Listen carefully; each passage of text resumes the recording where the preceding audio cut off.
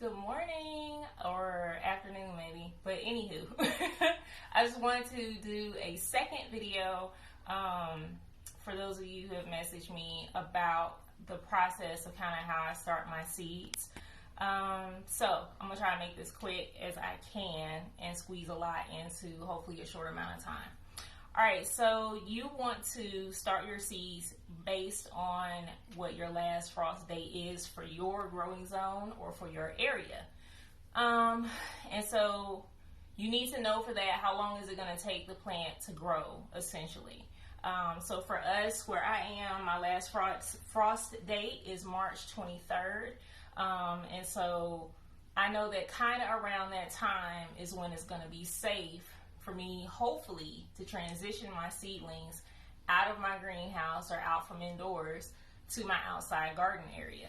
Now, beware of surprise frosts. Just because your frost date says that it's whatever day, just know that there could be another frost that happens.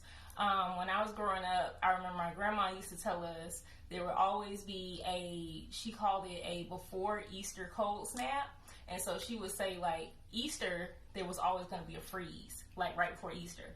And that's kind of consistently happened since I've been growing things. So I'm always wary of just trying to be watchful. So that's why you want to have like your frost covers, maybe like milk jugs that you cut in half that you can cover the babies with, just in case you get a surprise cold snap when it's time for you to put your plants out. Okay, so let's go into this. If you look on the back of the seed pack, you can see the information on here. For botanical interest seeds, they will tell you when to sow outside. So this is in the nasturtium. This says when to sow it outside, when to start it inside. And it tells you here they don't recommend that you start this plant inside. But 2 to 4 weeks before your average last frost date is when you could potentially start this inside if you wanted to. It's up to you. I start these inside, but I do what I want in my garden because it's my business. So, try it, see if you like it. Just know it does tell you your roots are sensitive to disturbance. So I kind of learned how to finesse it, and I'll do that. This is a callaloo packet. This tells you here, direct sow at this time. It tells you if you want to transplant that you should harden it off for 1 to 2 weeks before you put it outside. So all that information will be on the seed packet for you. Also, like I said, contact your agricultural extension office. They should have a calendar that tells you all your dates for your area. This is from a local nursery here. So this has all the information I need to know. They have a list of the plants for the spring garden, and then they tell us when it's favorable to plant.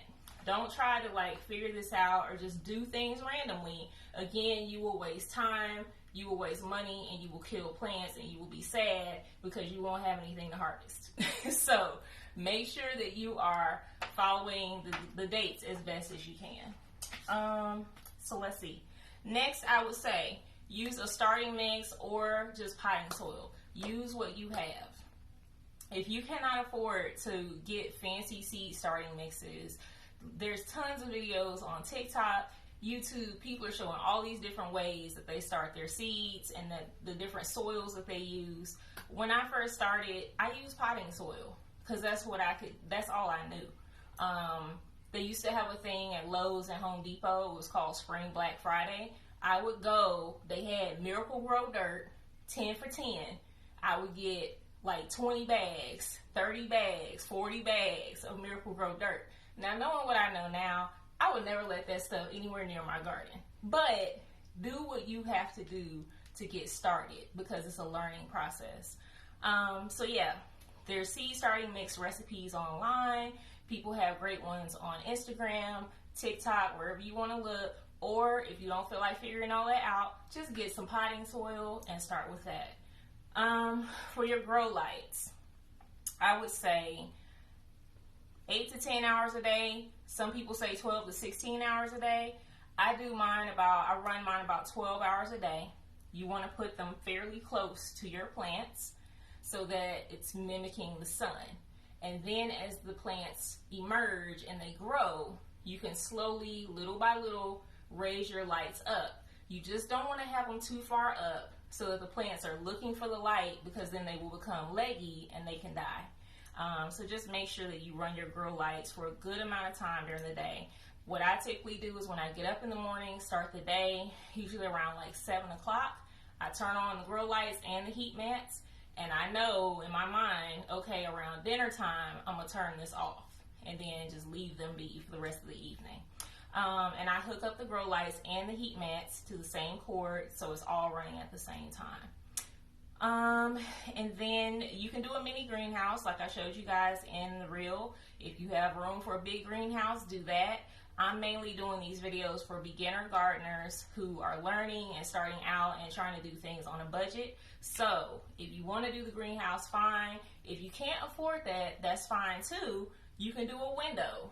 You can do a table and put some little lights on it. There's so many ways. Again, like I said, you can go on YouTube and find things that you're looking for that will give you good ideas how to do this. So let's see. I'll show you guys a few things. This is a little takeout container that I got from a steakhouse when we did some to-go orders. You could put dirt in this, and then you could cover this with saran wrap and start your seeds in here. Then you just mist it with some water from a spray bottle. Boom, you're good to go.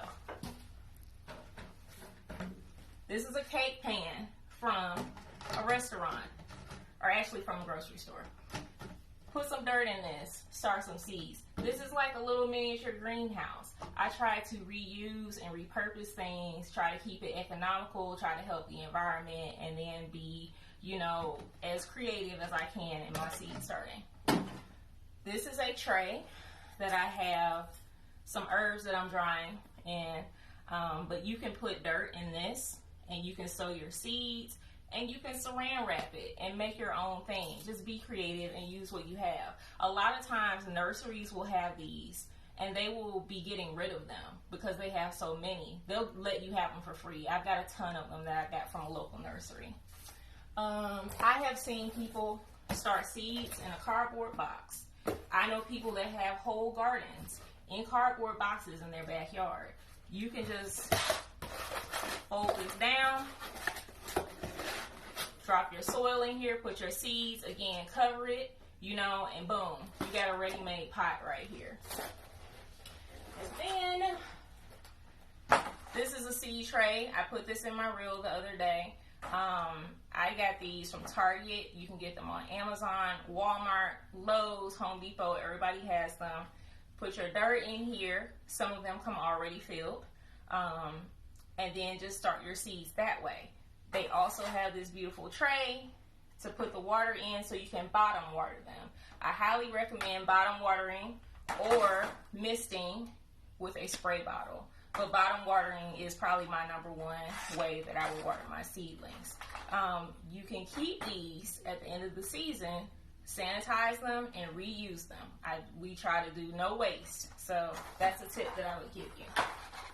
All right, so next I would say, once you get your seedlings going, once you're being consistent with keeping the moisture right, make sure they have good airflow because we don't want any fungus going on. Make sure that the lighting is consistent, and they start growing, they get bigger once they get their true leaves. So not the first 2 leaves, but they get the additional set of leaves, and they get a little bit bigger. Then you'll be getting towards where you can transition them into a bigger container, maybe some like bigger pots. It could be those red solo cups. If you look back on my page, you can see how I did it in years past.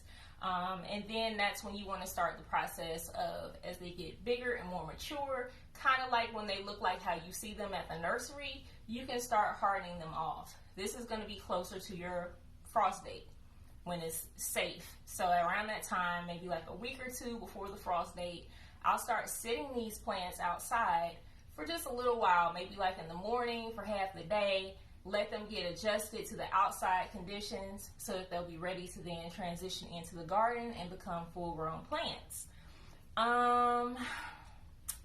If you are going to direct sow outside, or if you're going to put your plants outside, make sure that your soil temperatures are consistent and that they are warm enough for your plants. You can find this information again on the seed packets will tell you, and also you can just look it up. The information is everywhere and it's readily available, so you don't have to guess. Always start more seeds than what you need. Do not do like what I did in years past and start 2 kale plants and then you lose 1 to pests and you lose 1 to disease. Now you ain't got no kale. So I try to start way more than what I need.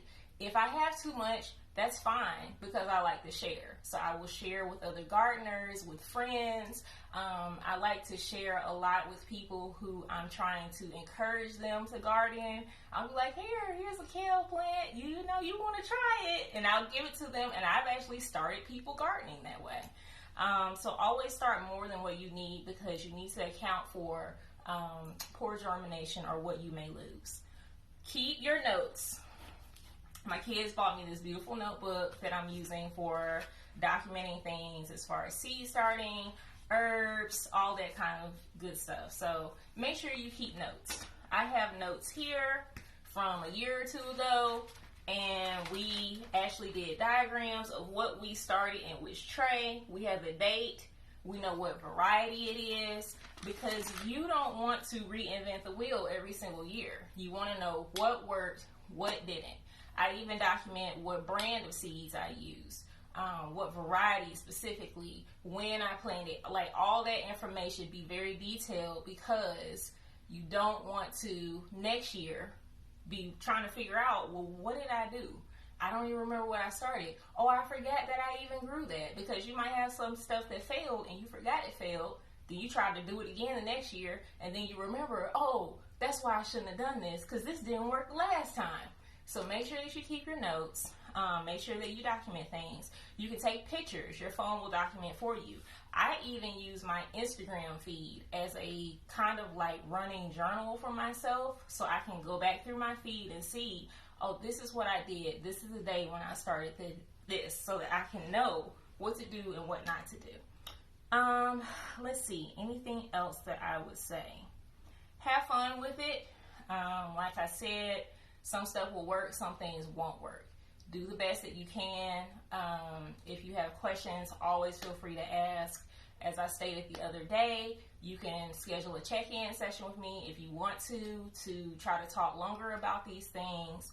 Utilize YouTube. Utilize the gardeners that are on Instagram. There are wonderful gardening communities, people who are very willing to share information and help you, and just enjoy the process. Don't get too stressed about it. If everything fails, I am sure that in this country, somewhere near you, is a Lowe's, a Home Depot, or a nursery where you can just go buy all your plant starts. I've had to do that. I've had everything die, and I had to go and buy starts. It happens. It's just part of the process. But the point is to enjoy it, to fall in love with gardening, to grow healthy food for your families, and to not be a slave to our food system, because we see how things are, and we really need to be empowered to be able to take care of ourselves, our neighbors, our families, our friends, and our loved ones. So that's it. I hope you guys enjoyed the video. I will be trying to do a YouTube. I've had quite a few people ask me, why are you not on YouTube? I'm getting there. I'm going to do it. So yeah, but thank you guys for tuning in. And if you have questions, feel free to ask. Y'all have a great day. Bye.